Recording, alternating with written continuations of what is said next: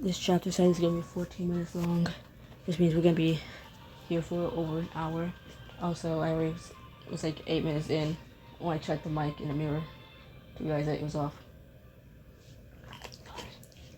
It's hard when it's clipped to my bandana. I can't see the light. I can't see the if the little green light is on. I mean, sometimes I know it is turning off, but that's fine because it's still recording. But if it's off because I didn't turn it on the first time. Fuck me. Chapter 14. Tower of Terror. Now it's doing so well. No commentary. Starting now. You reread the note in your hand, but no matter how long you stare at it, the words don't change. You look at Atlas and swallow. Do you know the secret of my birth? Of our birth. This note is for the both of us. They know we're twins. More importantly, they know you're hiding me here. Atlas, how can you be sure of all that? Alice, how can you be sure of all that?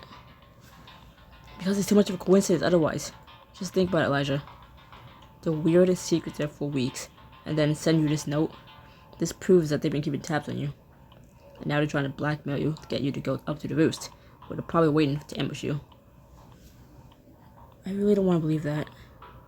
Alice watches you for a moment. Finally, he squares his shoulders and lets out a sharp breath. This is it. I didn't think the moment would come so soon, but are you ready to battle your so-called friends, Elijah? Battle? Atlas, you've got to chill out. These are my friends. Friends who are keeping secrets from you and are trying to lure you to a secluded location. It has trap written all over it. But we could be more strategic. We'd just be played right into their hands, march up to the roofs like they'd want us to. So I was doing perfectly fine, but the mic wasn't on recording me. Or listening to me. And now Choices wants to do this shit. We should turn the tables on them somehow. Be smart. Make a plan, don't give us the upper hand. I like the way you're thinking, but we don't have time to plan without giving ourselves away. It's now or never. Just a warning, this might get ugly. And now I use up my voice. 48 minutes I was recording and talking. My voice is fading away. Yay. Sorry. No. Less commentary. Start now. Not less. No commentary. Start now. Atlas, would you ever be a little bit less fatalistic about everything? Atlas sighs and tries to speak softer. I'm sorry. I know these people have helped you feel at home here, but there are too many red flags to ignore. They're not the same people they once were. You basically said so yourself. And that's true, but he holds up the note. There's no way around it. And I know firsthand that running, stalling the inevitable, isn't the answer. It didn't keep me or you safe. He looks into your eyes, determination burning brightly in his own. We got each other now. We aren't going into this alone anymore. Lewis jumps off your bed and bounces over to you. And I guess we got this guy too. So come on, let's get this over with. Alex opens your bedroom door, and you hesitate a moment before following him out. I hope you're wrong. You pass through Griffin's clubhouse, Atlas ahead of you, head swiveling this way and that, as he keeps an eye out for an ambush.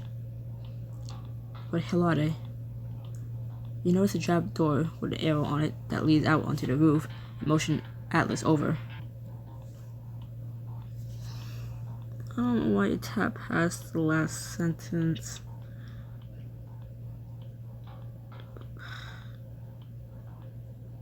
Never mind.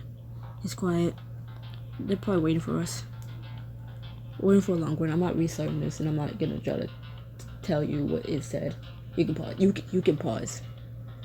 You can go back and rewind it if you really care that much about what the last sentence said in that paragraph. I don't care. Atlas pushes the trapdoor open and bursts onto the roof, fierce rays and crackling with magical energy. Don't try anything funny. We know what you're up to. Surprise! Happy birthday! What in the world? Elijah, why's your hair white again? It's the same outfit as last time too. Do you have like an alter ego we should know about? Your friends gape at Atlas and then all jump as you come onto the rooftop after him. Ah, another Elijah? He points at Atlas while you take in the party decorations all around. Okay, so this isn't exactly what I was expecting. Elijah, who the hell is this person? And why does he look like an angrier, more emo version of you? Maybe because I am. Atlas lets out a little growl, and Zeph quickly steps back. This is Atlas. My, twin. You have a twin? Since when?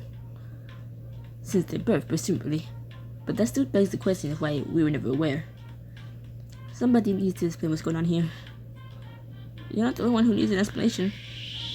Can we please go back inside and clear things up? I feel like my head's gonna explode.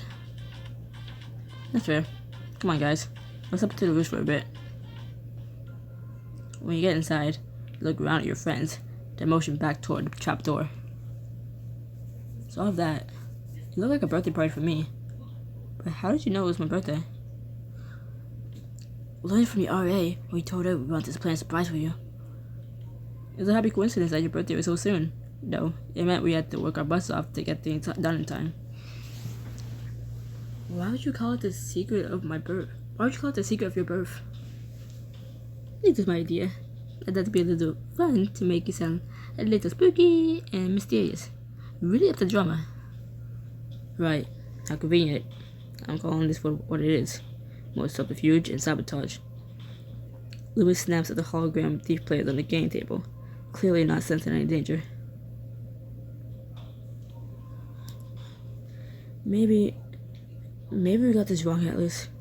First, I should explain about you. Guys, this is Atlas, my twin. He helped save me when the mirror shatters. You tell him about the fight and explain everything you learned about the ward beam down, including the black and silver signatures you found in the Hall of Mirrors. Someone wanted me to keep Atlas hidden for his own protection, so I've been hiding him ever since the mirror room exploded. No wonder you were acting so bizarre that night. I never heard of a cleaning spell turning someone's hair white before. So he was a reflection in a mirror that you said didn't look like you. But why did you keep him a secret from us, Elijah? You could have told us.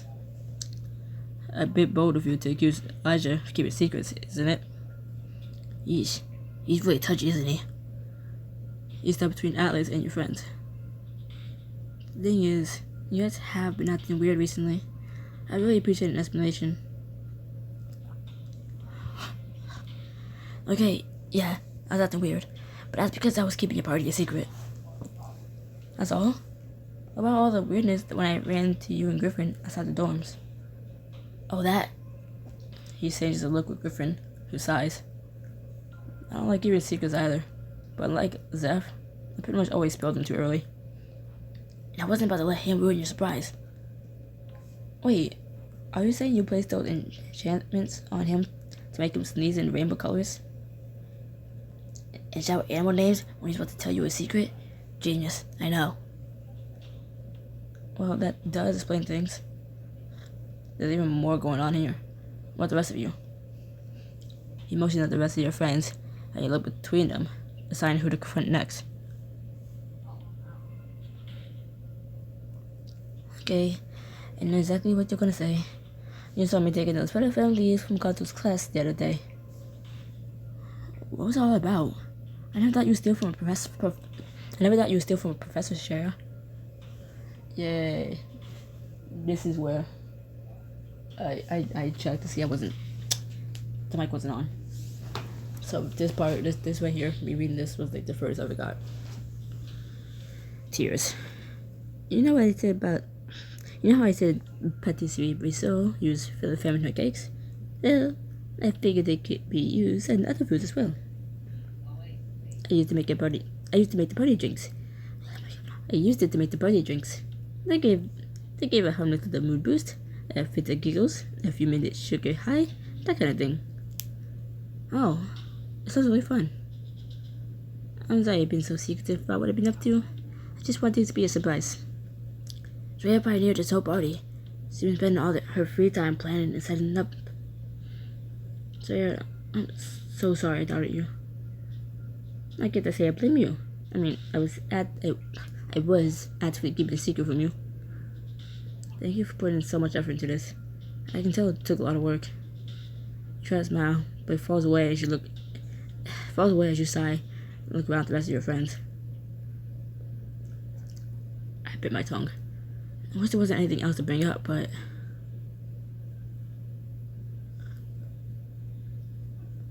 you say you've been practicing advanced magic in a secret location, and that you get expelled if the faculty found out?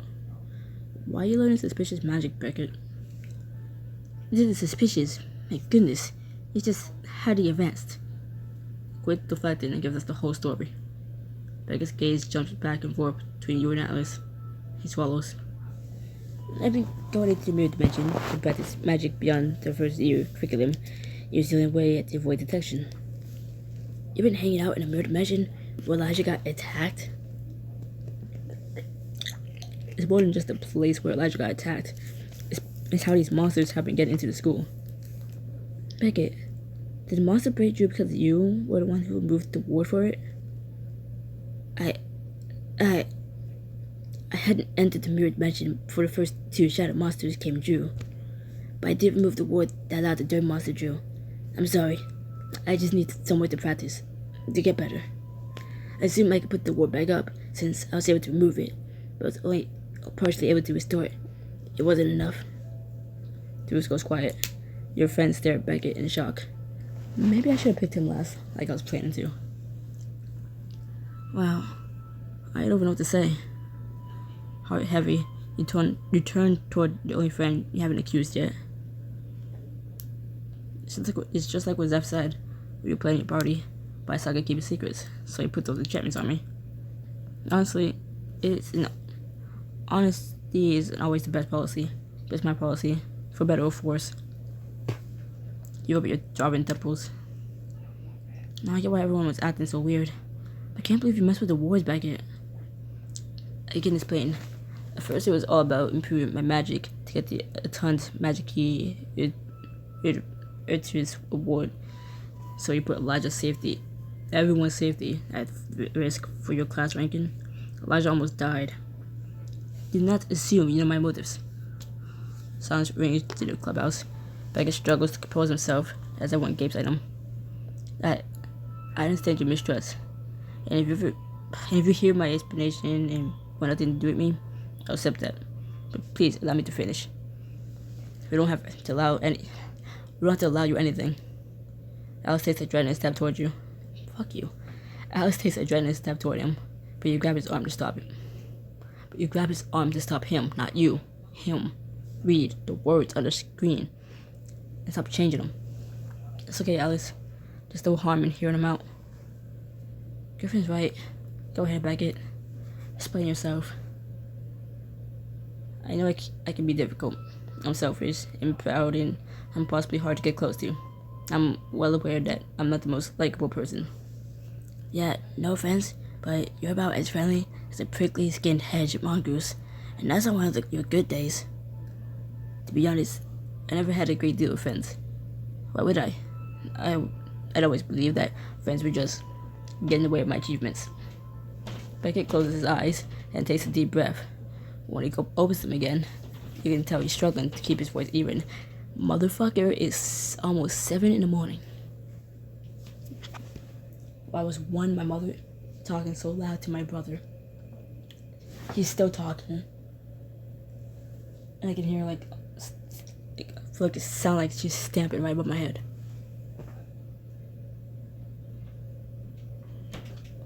Well, how are you just loud? How heavy-footed are you? It's almost 7 in the morning. Why are you so loud? Sorry. It's just by being welcomed by the misfits was one of the most was one of the worst things that ever happened to me. How can you say that about us? Because thanks to you all, in the past months, as I said my original goals, I've had to start caring about people. I had to start caring about people besides myself. I used to realize being alone, close myself off from the others. But ever since the misfits, ever since getting to know you, Elijah, I've been doing everything in my power to help you. Wait, you did this for me? After getting closer to you, my forays into the mirror dimension were no longer for my own gain, but yours. Continuing to go in there was the only way I can get strong enough to defeat any monsters Rafe drew at you. All I wanted was to protect you. Your heart pounds as you process the truth. When you finally speak, you're breathless with shock. She just told my brother to shut up. I can't hear what he's saying, I just hear her. You took down a ward to get into the mirror dimension to help me? Yes. Do I realize fuck you. Yes. Do I realize now how foolish I was to think that I alone had the capabilities to solve your shadow monster problem? My goal was to keep you safe, but what I did was put you in more danger than ever. I'm truly sorry. I'm sitting on my foot. I forgive you. Water under the bridge. Yeah, I knew it was gonna piss him off. What? Legit, you can't possibly. I understand that putting me in danger, so last thing in your mind, Beckett. You made a mistake, but you're human. It happens. I insist that you let me make up for my actions first. It's the only way I feel justified in something you forgive. He undid everything I've done to keep you safe, Elijah. He's reckless. He isn't worthy of... Hold on, Atlas. You're both trying to do the same thing. You can't just overlook his motives. He was trying to help me, just like you have. And he knows, just like you do, that requires being stronger. You were worried someone powerful was working against me, but it's the opposite. We have someone powerful working with us. Am I this someone powerful? Yes, Beckett, you are. In Atlas, you can be upset that he put me in danger, but you have to realize that his goals align with yours. Think of what you'll be able to do if we're together. If all of us were together, with no more secrets. Atlas crosses his arms and looks away. I have to think about it. I suppose I can recognize the value of preparing for an independent threat. And I admit, it's impressive that you were able to disable those words. Maybe to earn my trust, you can teach me how you did that. Beckett nods, then looks at you imploringly. Elijah, I just need you to know that I would never hurt you on purpose. I would do everything in my power to help you, however you need me to. We all will, together. Seth looks around at the rest of your friends. A lot has gone down, but it's nice to still be about Elijah. He deserves a fun party, and I still want to give him one. I think we can all use a party. Let's take it easy tonight. We've been dealing with a lot recently. Seth lets out a chair, and you all head back up to the rooftop. By the way, I don't think I ever had a surprise birthday party before. Seriously? No thief? No surprise parties? What's your life been like?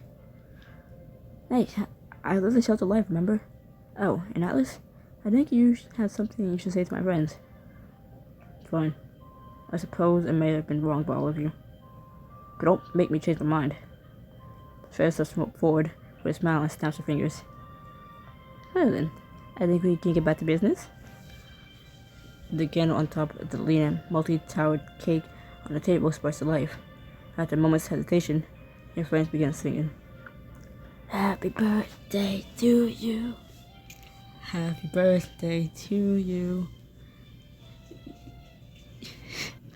Wishing you joy on your birthday. Everyone looks at Beckett. Oh, and magical plenty to you, too. Hurry and blood at the sparkler before it explodes, Elijah. Look how happy everyone is, except for Atlas. Like, do it. I'll pass. Oh, you are not too cool for this. It's your birthday too.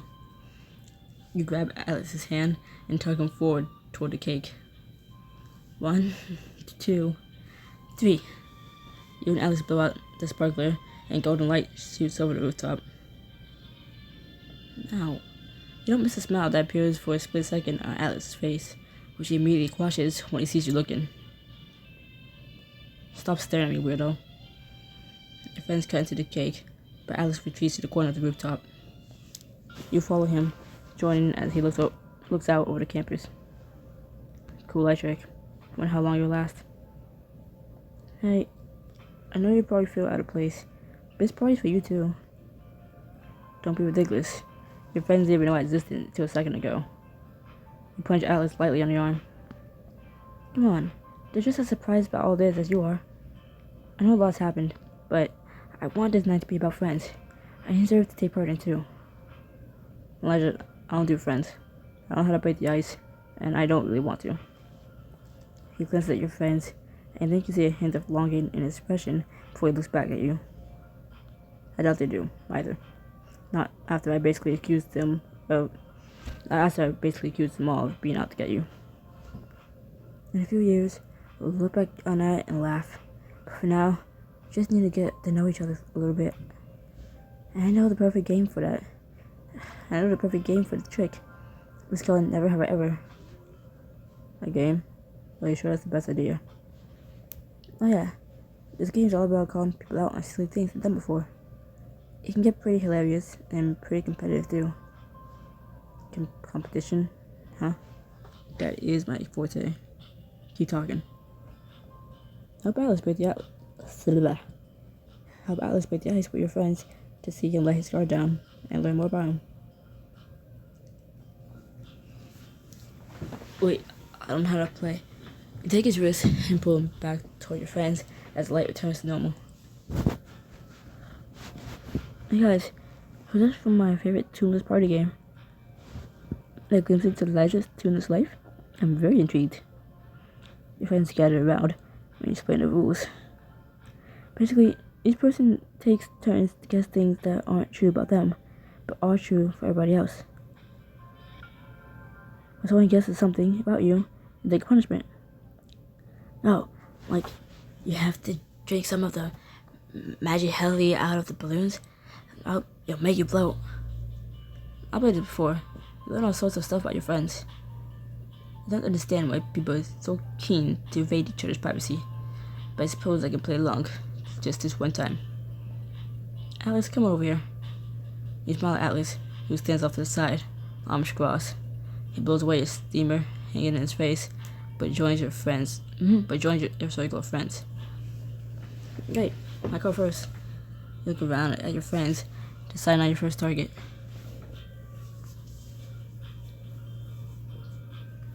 Never have I ever changed my shoes because I scuffed one. Everyone's head swivels toward Shreya, who puts her hands up. What? Don't look at me like that. I can sense your judgment, and it is not appreciated. You said, and I quote, "If I have to look at this tragedy one more time, I'm gonna disown myself. Then you would diss me in Dino." Yes, I have personal standards, but be grateful I never point out when, say, Zev mismatches his socks. Zev shrugs and hands her a balloon. Shreya sucks up some helium, then starts to float. The view is even better from up here. Alright, let's keep going. Alice, how about you take a turn? Alice looks around at your friends, his face unreadable. Never have I ever had childhood friends. You and your friends look around at each other. Hold up. Beckett, are you seriously saying you had friends as a kid? Oh, do shut up. Shrink up, suckers. I just took all 5 of you out at once. Okay, now you're just gloating. Everybody sucks in some helium, and soon you're all floating around and bumping into each other. As the game carries on, you notice Alice biting harder and harder against a smile. Wait, let me just go for a wild one. Never have I ever killed an animal with my bare hands. With a glinted smile, Alice reaches for a balloon. I was hungry, and it was food. Tree-dwelling night rat isn't as bad as it sounds like it'd be.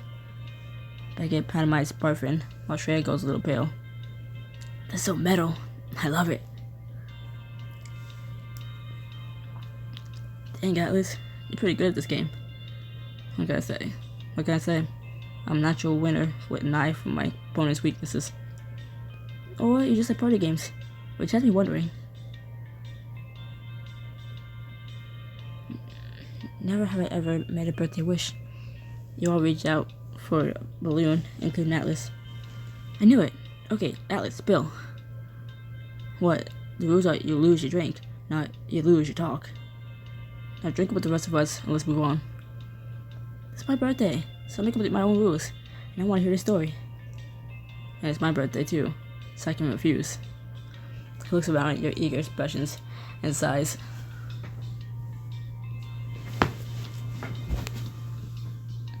I made a birthday wish once in my life, and the outcome was so horrible that I'd never done it again. I thought I accidentally tapped. I was checking on the mic. I thought I tapped the screen.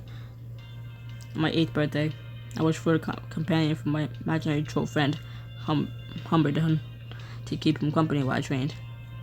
That night, a were-raven broke into our house, stole all the metal, ate all the granola, and clawed the wallpaper to shreds. How is your life even real? I'm curious about this imaginary troll friend. Where did he come from? My brain, obviously. We don't have real friends. You have to start imagining them. Looks around as you all fall silent again. I'm guessing I need to work on my sense of humor. Not at all. We just have to get used to it. You and Elijah are kind of total opposites. Alex with the fighting skills, the deadpan stares, and extreme nihilism. The least he could leave me were the social skills. Don't count on for that. Don't count on that for long. I'm a fast learner. Your friends laugh, and Alex realizes that he's become the center of attention. He starts to fidget, losing his balance in midair, and flip it upside down. Well, you did not just see that. Alice, welcome to the Misfits. Great. Having a herd of clumsy amateurs follow me around will definitely help me stay on notice. I could put the special enchantment on you, the Misfits bracelet. I don't accessorize. What's that? You love to accessorate? Then you love the Misfits bracelet. Just give me 3 to 5 business days to make it. Alex gives up and crosses his arms. He mumbles his next words. You're all decent. I appreciate your kindness. You look like you were dying saying those words, but I'm still touched. I need to interrupt this heartfelt moment, but has anyone been keeping score? Or rather, how does one lose this game? Beckett, this game is about bonding, not losing. But how about you finish up the final round for us? Very well then. Never have I ever tried to pendergast through the lake. That's cold. Hey, that was a low blow. Everyone laughs, and even Atlas lets out a amused chuckle. You know what this goes for? Drinks. Everyone floats over to the snack table, touching down as the last of the helium leaves your lungs. I call this one off the walls. Mostly sets out its magical properties. This is how you die. You take a sip and immediately feel warmth bloom through you, leaving a pleasant heat in your cheeks and stomach. But why is it just called off the walls? How do you say it gave you a mood boost? It does, but if you drink too much at once. Oh, I'm feeling it. You look at Zev, holds an empty glass in his hands. A goofy grin spreads over his face, and he gives a shiver of excitement. I feel so sugar high. Shreya, what have you done? I can run 100 laps. I can dive off the roof right now into the lake. I could. He spots Beckett, sniffing at the drink suspiciously, and bows over to him in 2 long strides. Ayo, Beckett, Becko, Bucket. Excuse. Brookbeck, Bebop, Harry Toes, Beckles. Hang on, I got like a year's worth of nicknames to go through. Don't forget the Beckett name. Ellis, you mad genius. If you must call me names, I suppose there could be worse fates. B-boy, Big B. I was wrong.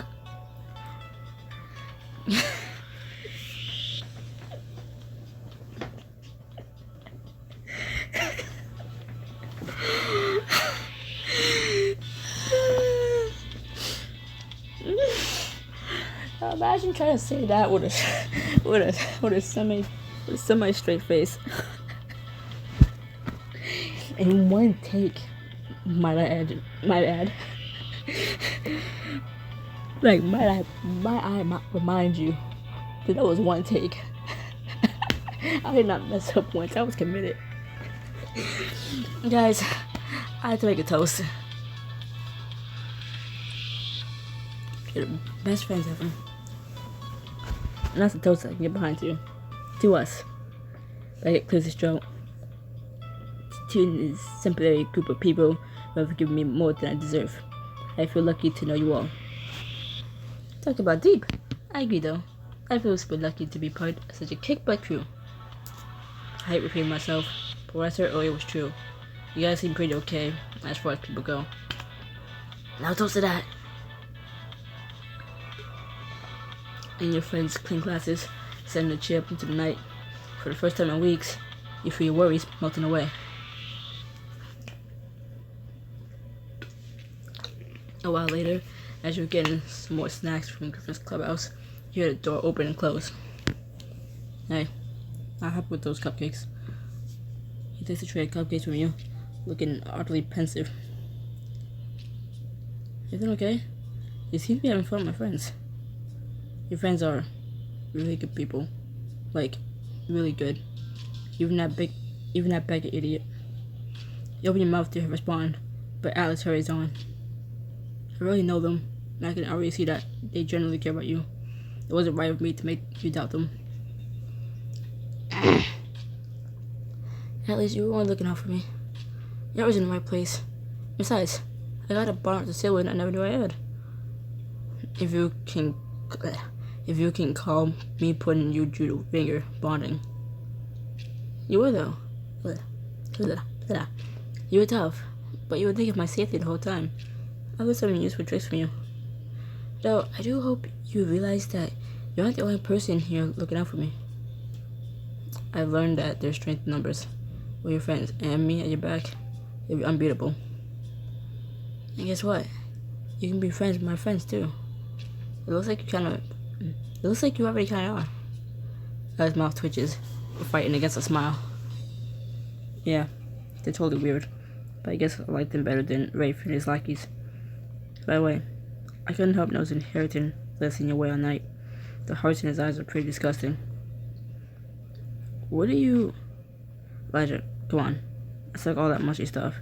And if I can tell when someone has feelings for you.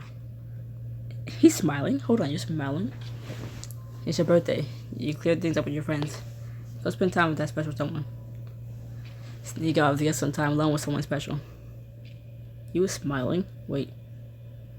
35? Damn. Alex motions you toward the trapdoor with a tray of cupcakes in his hands. No hand of these. You go and have a good time, but don't tell me about it later.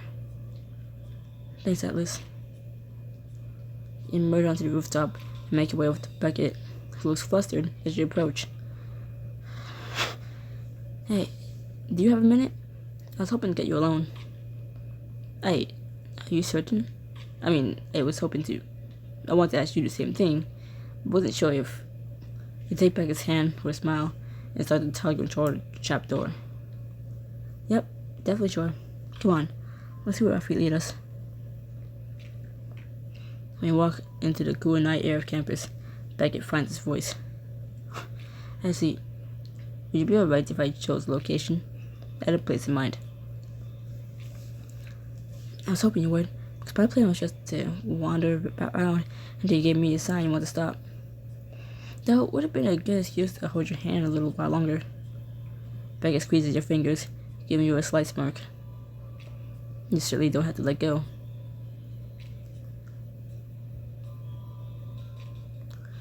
He takes the lead, bringing you to a stone bench on the edge of the lake. He motions for you to sit next to him. So, what made you pick this particular bench and this particular part of campus? I thought we could both appreciate the nostalgia of this location. Sure? Legit, you could have forgotten this is You can't have forgotten that this is where we first met. Oh yeah, you were such a brat. Puff out your dress and put on a showy jaw. I'm Bk1. Don't even look at me if you haven't. Read the entire Pendergast compendium from cover to cover. Excuse me, the Pendergast compendium is a splendid piece of literature. So, how many times have you read it? I'm currently on my third read, thank you very much. I found it an endless well of pertinent and fascinating information. Don't worry, I'm not judging you for your lack of interest. Not all of us can appreciate the value of a fine reference book. He burst into laughter. Oh man, that was one sick burn. Beckett chuckled softly, but when his laughter fades away, you find him looking at you with surprising intensity. What is it? I feel ashamed about everything I've done recently. I deserve far more anger than I've been given, especially from you. He raises your linked hands between the two of you, looking down at your joined fingers in wonder. It feels false, pretending everything's okay for the sake of your party. Beckett, I'm not pretending anything. I meant it when I said I forgave you. It's so much more than one mistake. I don't think you realize how much you mean to me. Elijah. He leans towards you, his gaze fixed on yours, and touches your cheek tenderly. Then, realizing what he's doing, he jerks his hand away. I'm sorry, Your cheek tingles where he touched it, and your heart races. Beckett, excuse me. A spark of hope brightens Beckett's eyes. He lays a hand on the side of your neck and leans in, pausing for a second with your lips centimeters apart. When you don't move away, he kisses you deeply, slowly, then he rests his forehead against yours. I can hardly believe this is real. You tilt your head up, so your lips brush against his as you whisper.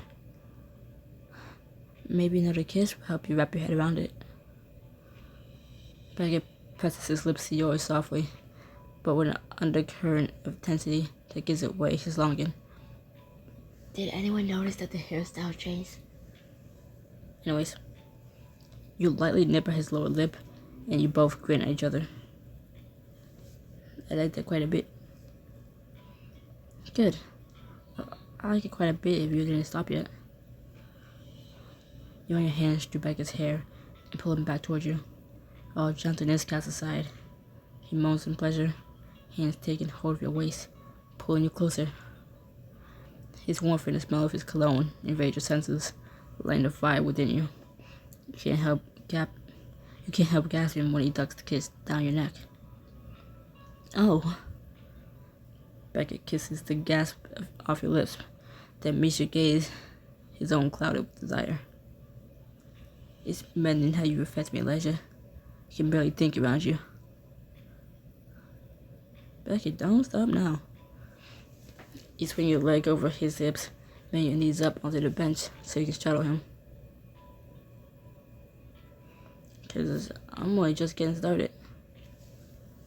You press yourself to him, and he grabs your hips with a groan. Elijah. You tangle your fingers in his hair, drawing him into another kiss. Your mouths move together feverishly, desperately, stealing your breath away. You draw your head back as he starts kissing down your neck again, leaving goosebumps of pleasure behind.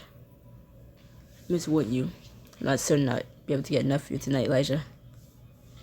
You say it like it's a bad thing. You push the blazer off his shoulders and fumble the buttons of his shirt. He helps, and you fling his shirt aside. Then he starts undressing you, pausing frequently to kiss your lips, your neck, your shoulders, and any bit of spare skin he can reach. When you're in your underwear, he holds you for a moment, looking up at you with unbridled intensity. You're absolutely breathtaking. You look pretty good yourself.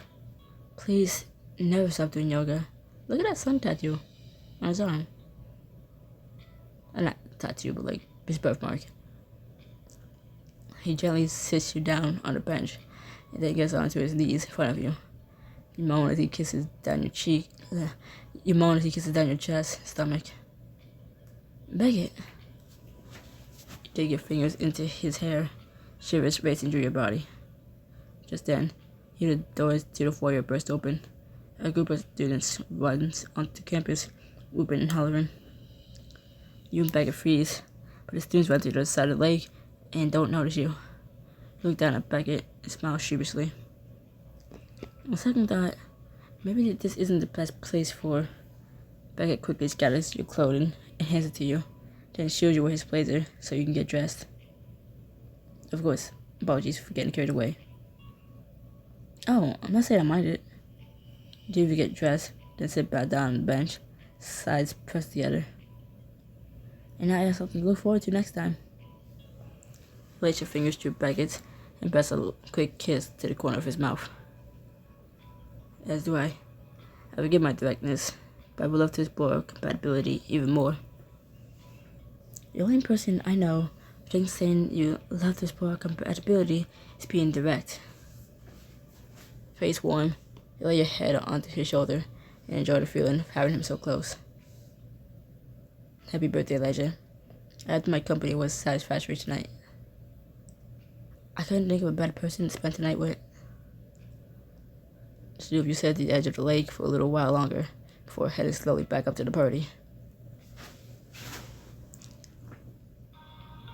When the two of you return, you find your friends lying on the rooftop. So, what do you guys call this party game? I call it that feeling when you're too sugar high to even be alive. The rest of us totally crashed after finishing his drinks. Come out to Sarge with us. This guy looks so much more peaceful here than I was on the run. I just feel so trapped under it. I'm not on the run, Atlas. You don't have to feel trapped anymore. Lie down beside Atlas and gaze up at the stars shooting across the sky. A streak of light races across the sky and fizzles out on the horizon. On the far horizon. Ooh, a shooting star. Yes, a brilliant piece of space debris burning up as it plummets through our atmosphere. You notice Griffin picks something up from behind the snack table. He comes back with a lumpy package in his arms and sets it down beside you. This present's from all of us. Go ahead, wrap it. I want to say you didn't have to, but I really like unwrapping gifts. You sit up and tear off the wrapping paper to reveal. Oh, your phone? Griffin, I can't take this. You leave your phone home. No worries. I got this for you in Penn Square. I remember how amazed you were by mine and figured you like one in your room. We included some of our favorite music in there for you to listen to. Bet you know it's from Penn Square for more. Thank you, all of you, from me and from Loomis. Guess I have to get used to dance parties in the room now. You look at Atlas and find him standing up at the sky with a faraway look on his face. Then you turn to Zeph. Hey Zeph, can I steal you for a second? Yeah. I'm happy to be stolen whenever. Oh, wait. No, Zeph, no. He follows you to a far corner of the rooftop. There, you lean in close and speak under your breath. So I feel kind of bad I don't have anything to give Atlas, and I was wondering if you had any ideas. Oh, Elijah, do I ever. In fact, I have more than just an idea. I have the perfect present. Like, on you? Right this moment? The Zepster is always prepared. He takes something out of his pocket and shows it to you. Can of nuts? I don't know how to stack up against me getting the sickest music player I ever laid eyes on. No, not nuts. Joke nuts.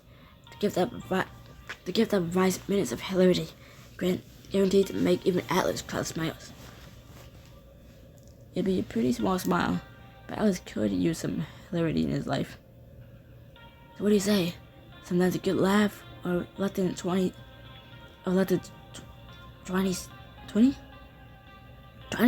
Fuck it. Smile is the most meaningful gift you can give someone else. Surprise Alice with a gift, and he'll give you a present to add in your desk.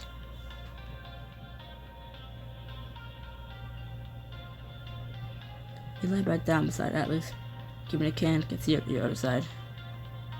Hey, I got a puzzle for you. Shall you worried, disappointed, or relieved that it's so small? Definitely none of the above. Ta-da! You hold the can. Alice looks at it blankly. Mixed nuts. Not just any mixed nuts. These have Brazil nuts in them. Officially the best nuts. You can't argue with that logic. Thanks. I'm so excited. I'll say these for a special occasion. He starts to put the can in his pocket. What? No! Have some now. Oh, okay. I guess I have room for a snack. I thought it was cupcakes I just ate. He unscrews the lid, and he uses that bite back your smiles. These Brazil nuts better be worth. Klaus springs out of the can. Alice jumps into a defensive posture, hands in front of himself. Why have my mixed nuts been transformed into cursed cloth? Alice looks at the cloth on the ground as though it's going to attack him. Then he glances around as your friends begin giggling. You fell for the oldest and oldest trick in the book. Alice looks confused for a moment before he suddenly smiles. As foolish as this nonsense is, I better come here against my enemies. You're right, Zeph. It did make him smile. Alice relaxes completely, trying to force a grudging smile off his lips. Hilarious. Remind me to use these on Swan next time she forced me to stay for a lemon leaf tea. Anyway, this is a good time to mention. That's it for you too. Just don't make a big deal about it. It was out a jeweled metal disc from another pocket and shoves it into your hands. Look at that bling. It's a mirror you used to escape from Rafe. It's an escape mirror. The last one my caretakers gave me. It got me out of a few tricky situations. But I want you to have it now. If you're ever in trouble, I'm not there to help. I'll give you a way out. Are you sure you want to give me something that's so valuable? I'm giving it to you because it's valuable. Because it'll protect you. Pull Alice into a hug. Thank you. I'll keep you safe. Keep it on you. Otherwise, it's useless. Got it. He smiled. Again. Oh my god.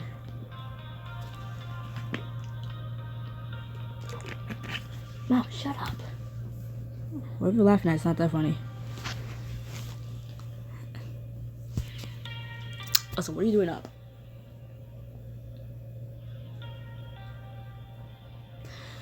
I hate to be the bearer of bad news, but there's something in my mind regarding the wards.